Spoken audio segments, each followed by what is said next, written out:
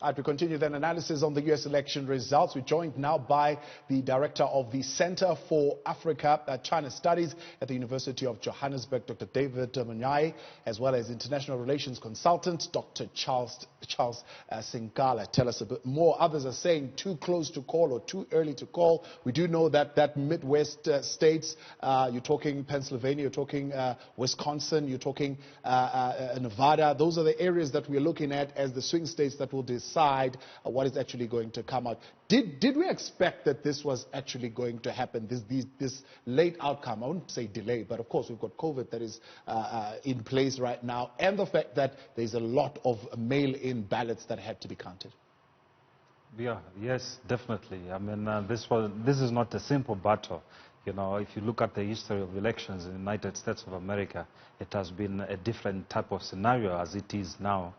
And this is predicted that the battle won't be an easy battle.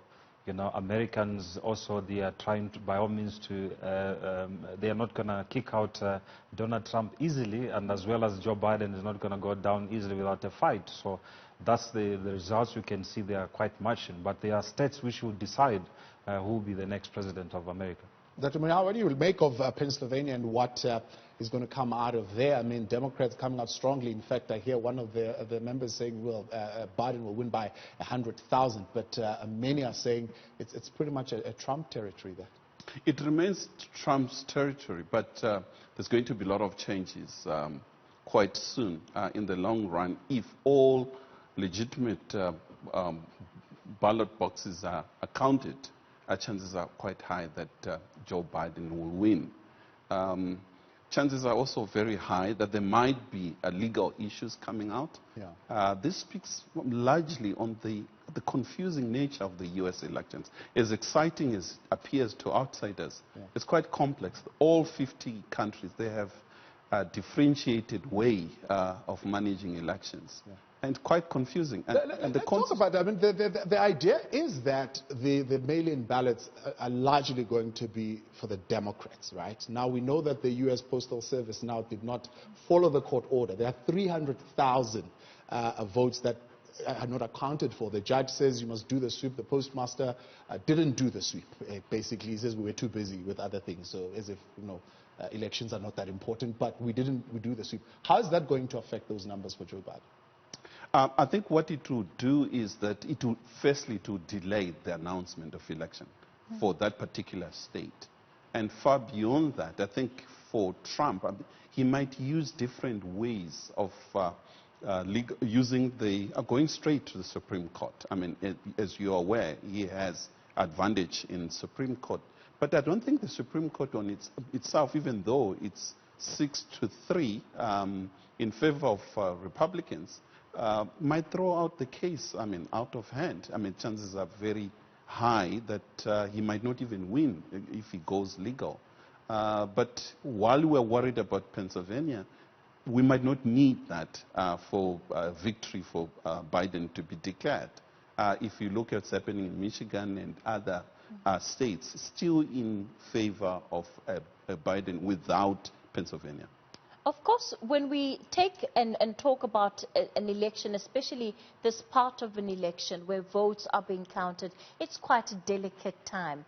Tone and posture are important because that very much sends messages to those who've cast their ballot and those that are looking on the process around how credible it can be viewed as. Let's talk about these messages being sent out by the incumbent Donald Trump, questioning the validity of the vote counting process, especially in these key swing states. What does that tone do?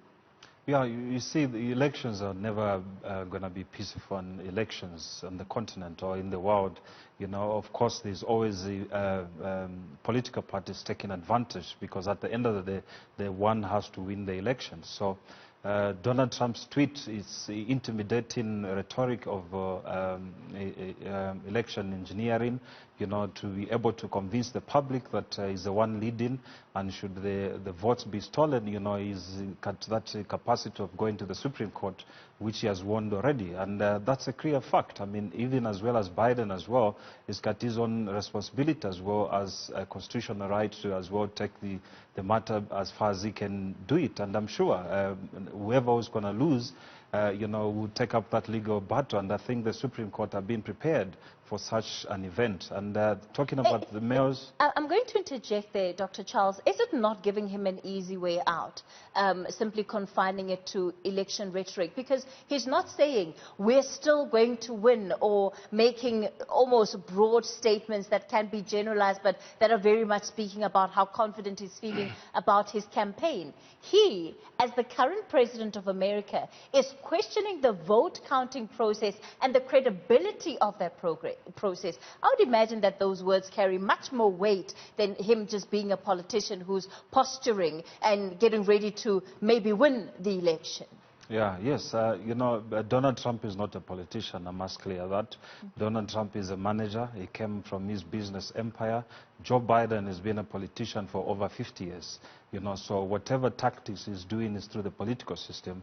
Donald Trump is coming to manage America and has done quite a number of changes which has changed the American status at this stage. But even saying that Donald Trump is the president of the United States of America, there are some certain states where the Democrats have got absolute power. So they've got that control of doing whatever possible that can wave to their side and advantage, where Donald Trump has got no say at this stage. That's why he's sending a very strong warning that should they decide to do whatever which will get to their favor, the Supreme Court will be there to validate their judgment or their actions during the elections. David? I think 4 years of Donald Trump has done massive damage on the standing, the moral leadership of the United States. The United States, for the last 3, 4, 5 decades, it has been leading the world in terms of elections and democracy all over the world. However, the manner in which he has conducted himself as a leader, as well as the Republicans, they allowed him to do all what he has been doing. He appears to be a dictator, bully, racist, outright racist, and the manner in which he speaks to Americans and the world, particularly our own continent. I think he has used unpleasant words, and he appears to not care about the world that we live in. And therefore, going forward, I think the U.S. is in a crisis in terms of its own image. The Constitution is too old, outdated, archaic. It needs to be changed, particularly the electoral process itself. Therefore, there's so much that the United States has to learn, including from our own continent. These elections has really opened up the United States. The social media has given us in America that we didn't know. So today we're more learned in terms of understanding the weaknesses of the system. But at the same time, we have to be fair. It is the most exciting election to watch in terms of openness, transparency, and there's so much that we can learn. Certainly. Donald Trump giving us an America that we didn't know also in terms of how this nation is actually now divided, really in the middle if you look at it in terms of how they are voting this time around.